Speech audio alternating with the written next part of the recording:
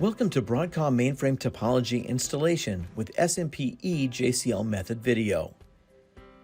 In this video, you will see a demonstration on how to run mainframe topology. In the previous videos, we showed you how to install and how to configure mainframe topology on your system.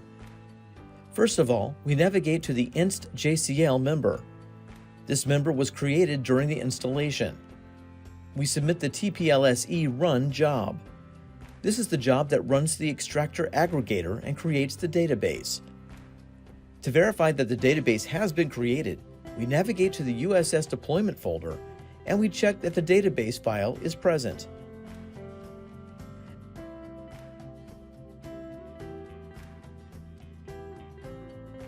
Now we need to run the API on top of the database that we just created. We navigate back to the inst JCL and we submit the TPLSA run job. Mainframe topology is now running. To verify that the entire procedure was successful, we access the topology user interface.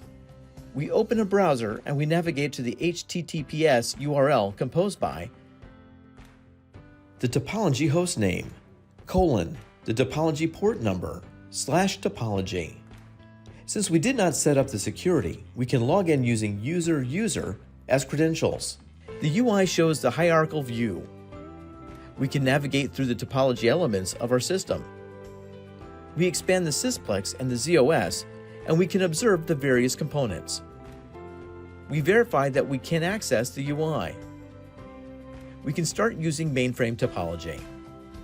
For more information about the procedure and product, please refer to Mainframe Topology online documentation in Broadcom Tech Docs. Thank you for watching.